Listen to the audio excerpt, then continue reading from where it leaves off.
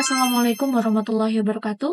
Hai, aku Azani dan ini dia videoku. Di video kali ini, aku akan share materi dan juga latihan soal TIU persiapan tes SKD CPNS tahun 2024 untuk subtes numerik soal cerita. Untuk teman-teman yang baru nonton, jangan lupa untuk like, comment, share, dan tentunya subscribe. Dan ini dia di video kali ini.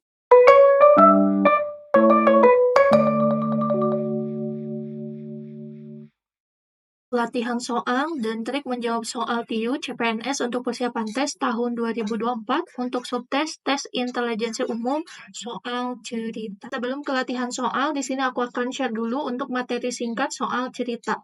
Soal cerita bertujuan untuk mengukur kemampuan individu dalam melakukan analisis kuantitatif dari informasi yang diberikan. Soal cerita adalah soal matematika yang disajikan dalam bentuk cerita atau rangkaian kata-kata atau kalimat dan berkaitan dengan keadaan yang dialami seseorang dalam kehidupan sehari-hari dan mengandung masalah yang menuntut pemecahan. Seseorang diharapkan dapat menafsirkan kata-kata dalam soal, melakukan kalkulasi, dan menggunakan prosedur-prosedur yang relevan yang telah dipelajari. Jadi, rangkaian untuk memecahkan soal dalam bentuk soal cerita, teman-teman harus menafsirkan kata-kata di soal itu dalam bentuk simbol matematika, lalu menggunakan kalkulasi atau melakukan kalkulasi, dan juga menggunakan prosedur-prosedur yang relevan dengan apa yang diketahui dan ditanyakan di soal. Dalam soal cerita, banyak sekali yang akan nantinya tuh masuk ya untuk materinya.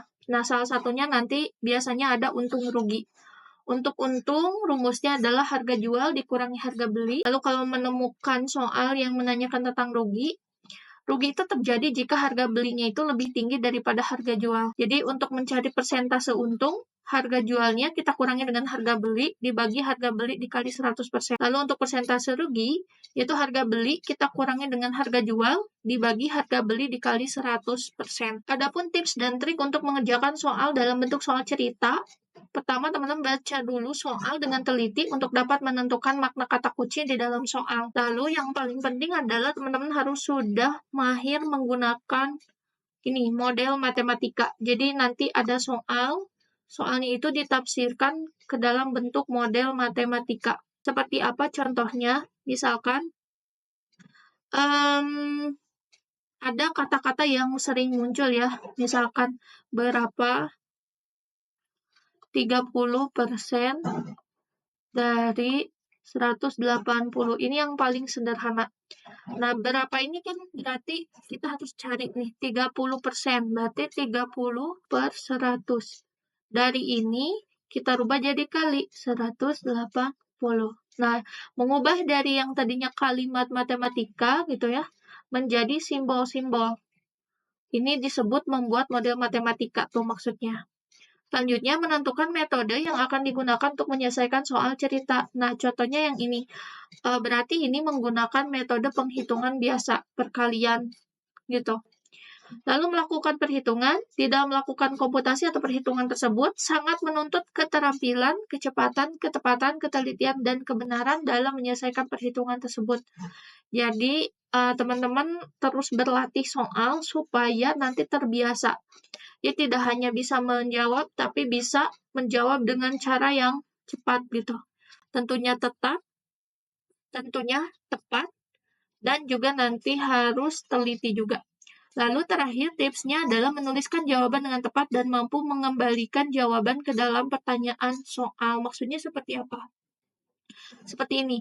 Yang ditanyakan adalah berapa itu adalah nominal. Jadi nanti hasilnya itu harus bisa dikembalikan ke jawaban yang ada di pertanyaannya gitu. Jadi nanti harus dalam bentuk yang sama. Atau contohnya misalkan di sini ada 1.500. Misalkan nanti yang ditanyakan adalah meter persegi misalkan. Di sini sentimeter persegi misal perhitungannya. Kayak gitu. Jadi nanti maksudnya gitu ya, mampu mengembalikan jawaban ke dalam pertanyaan soal itu. Misalkan yang ditanyakan di soal itu adalah dalam bentuk meter persegi. Nah, nanti jawaban dari penghitungan ini harus bisa dikembalikan ke pertanyaannya. Seperti itu. Tadi kita udah share materi singkat dan juga tips dan trik untuk menjawab soal cerita. Nah, langsung saja di sini aku akan share 5 latihan soal dan juga trik menjawab soal. Yang pertama di sini, soal nomor 1, Andi mengajukan pinjaman ke bank sebesar 10 juta dengan suku bunga tahunan sebesar 8%. Berarti dari sini sampai sini kita rubah dulu ke dalam bentuk matematika. Jadi, uang pinjamannya itu sebesar 10 juta. Lalu, di sini bunga tahunannya adalah 8%. Jadi di sini ada bunga 8% per tahun. Pinjaman tersebut harus dilunasi dalam waktunya berapa? 2 tahun. Ini waktunya adalah 2 tahun.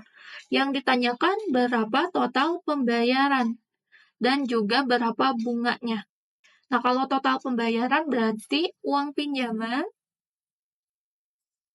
ditambah dengan bunga ya, total bunganya. Nah, berarti kita harus cari dulu nih jumlah bunga. Berarti untuk mencari jumlah bunga, tinggal kita kalikan uang pinjaman, uang pinjam, dikali bunga, dikali dengan waktu. Uang pinjamnya berapa? Yaitu 10 juta. 10 juta dikali bunganya berapa? 8%, yaitu 8/100. Jadi 8% itu bisa diubah jadi 8/100. Lalu dikali waktunya berapa? 2 tahun, berarti dikali 2.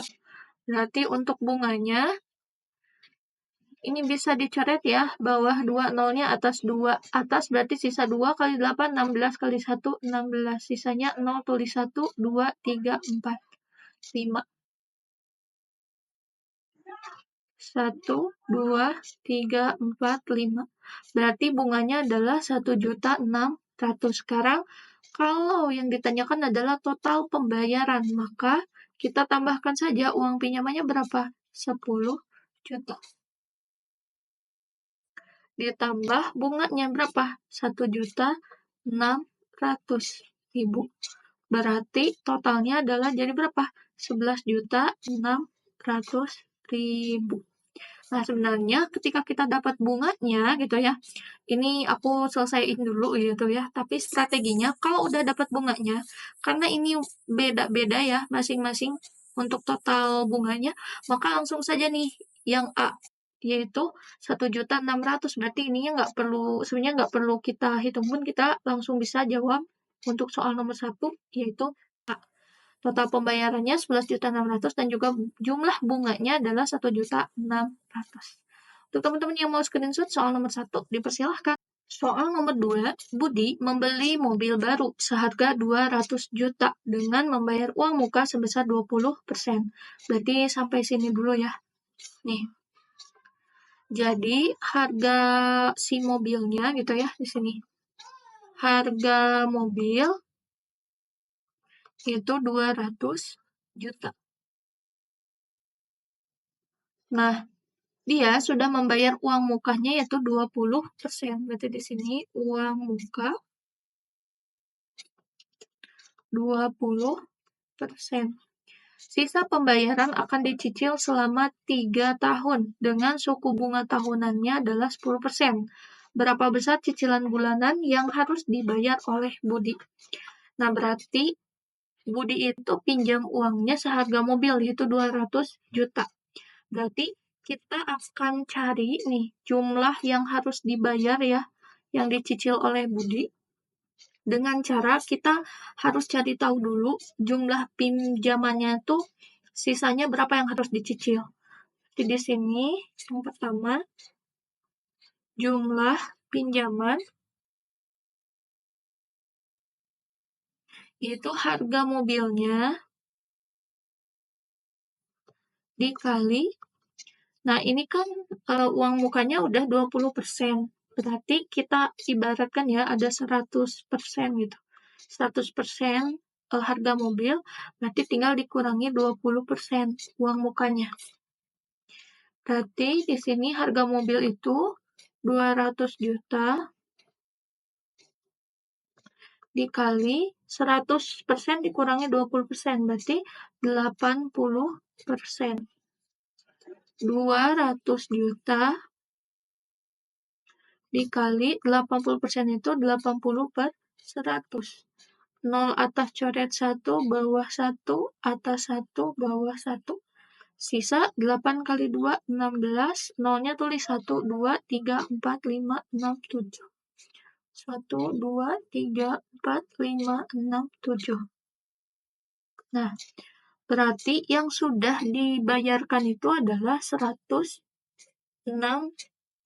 Nah, berarti yang sisanya gitu ya, jumlah pinjamannya itu, karena sudah dikurangi 20% itu, sisa yang harus dicicil adalah 160 juta.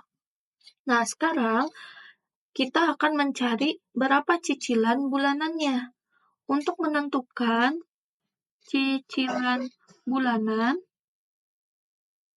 kita menggunakan rumus. Cicilan bulanan itu sama dengan jumlah pinjaman, atau kita tulis P-nya gitu ya, jumlah pinjaman, kita kalikan dengan suku bunga, atau kita tulis R.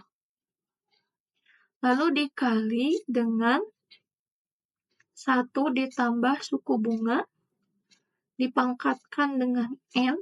N ini adalah jumlah bulan gitu, jumlah jangka waktu yang harus kita cicil. Lalu kita bagi dengan 1 ditambah dengan R, dipangkatkan N kurang 1. Cari R-nya dulu. R itu adalah suku bunga tahunannya, yaitu 10% dibagi 12 bulan. 12 bulan itu dalam waktu 1 tahun. Berarti 10% itu kan 10/100 dibagi 12 gitu ya. Berarti ini kali 12. 10 dibagi 100 kali 12. 10 dibagi 1.200. Nah, teman-teman bisa untuk lebih detailnya, bisa dalam latihan menggunakan kalkulator. Kalau misalkan di tes, boleh pakai pembagian yang bersusun ya. Ini dapat 0,0083. Untuk mencari cicilan bulanan, berarti kita masukkan ke rumus yang ini. Berarti ini cicilan, kita kalikan P dengan R. P itu jumlah pinjamannya, yaitu 160 juta. Dikali dengan R-nya tadi 0,0083. Lalu kita kalikan 1 ditambah 0,0083 dipangkatkan N. N itu adalah jumlah bulan. Karena di sini 3 tahun gitu ya, berarti kita kalikan 3 tahun dikali 12 ya. Jadi 1 tahun itu kan 12 bulan, berarti 3 tahun 3 kali 12.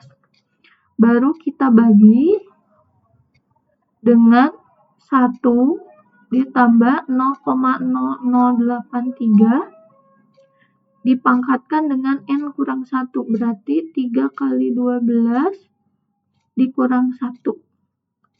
Nah, ini teman-teman bagi gitu ya. Ini kalikan dulu, ditambah.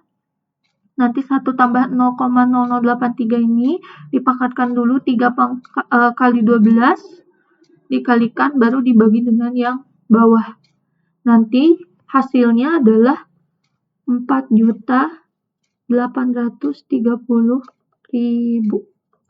Kalau teman-teman mau secara detail ya untuk pengerjaan ini, penghitungannya nanti akan aku buat dalam bentuk video juga ya, sedetail mungkin. Jadi nanti aku akan khusus buat video untuk jawab soal 2 ini sedetail mungkin untuk penghitungan yang ini. Nah, untuk soal nomor 2 berarti jawabannya adalah yang A ya, teman-teman. Buat teman-teman yang mau screenshot soal nomor 2 dan jawabannya, dipersilahkan. Soal nomor 3, sebuah toko pakaian memberikan diskon 20% untuk setiap pembelian baju. Jadi, di sini ada diskon ya. Jadi, ini untuk diskon 20% ya, untuk baju. Jika seorang pembeli membeli baju senilai 750.000 dan mendapatkan diskon tambahan. Oh, berarti ini diskon yang pertama, lalu ada juga diskon tambahan atau diskon keduanya, yaitu 10%. Berapa total diskon yang diterima dan berapa harga yang harus dibayar? Berarti kita harus nyari nih, diskon yang tadinya 20% ditambah lagi 10% dengan total pembelian bajunya adalah 750.000. Berarti harga setelah didiskon itu ya, harga diskon pertama yaitu 20% dari 750.000. 20% itu 20/100 dikali 750.000. Bawah coret 2 nolnya, atas juga coret 2. 75 kali 2, 150, nolnya tambahin 1, 2, 3. 1, 2, 3. Jadi 150.000. 150.000 ini baru diskon yang pertama. Jadi hati-hati ya teman-teman terjebak. Karena ada diskon tambahan yaitu 10%. Berarti didiskon lagi. Berarti harga dikurangi diskon untuk yang pertama ya gitu. Yaitu 750.000 dikurangi 150.000. Berarti diskon pertama itu dia membayar 600.000 nih harusnya. Tapi karena didiskon lagi 10%, berarti di sini diskon kedua. Diskon kedua 10% dari 600.000. Ini coret 2, bawah juga coret. 6 kali 1, 6. Nolnya 1, 2, 3, 4. 1, 2, 3, 4. Ternyata diskon keduanya adalah 60.000. Berarti total bayarnya kita kurangin aja. Harga diskon ke-1 dikurangi diskon kedua. Harga diskon 1 berapa? 600.000 dikurangi 60.000. 600 dikurangi 60.000 berarti 540.000, teman-teman. Berarti alurnya yang pertama ini, lalu yang keduanya ini, yang ini yang ketiga, yang ini yang keempatnya. Nah, berarti dapat nih 540.000. Ini apa? Harga yang harus dibayar. Nah, teman-teman langsung bisa ketebak ya nih. Jawabannya ada di A, 540.000. Nah, kita cek nih biar lebih yakin diskonnya. Diskonnya itu awalnya adalah yang ini ya, 150.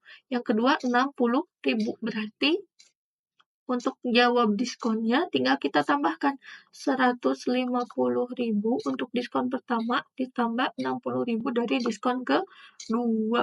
Jadi 210.000, teman-teman. Untuk teman-teman yang mau screenshot soal dan jawaban nomor 3, dipersilahkan. Soal nomor 4, sebuah toko peralatan dapur memberikan potongan harga sebesar 25% untuk setiap pembelian panci stainless steel. Jika harga awal panci tersebut 450.000, berapa potongan harga yang diberikan dan berapa harga yang harus dibayar konsumen setelah potongan? Untuk soal nomor 4 ini hampir sama ya tipenya dengan soal nomor 3 tadi. Jadi untuk kita mencari gitu ya berapa potongan harganya, kita harus kalikan dulu nih. Untuk potongannya dikali dengan harga panci.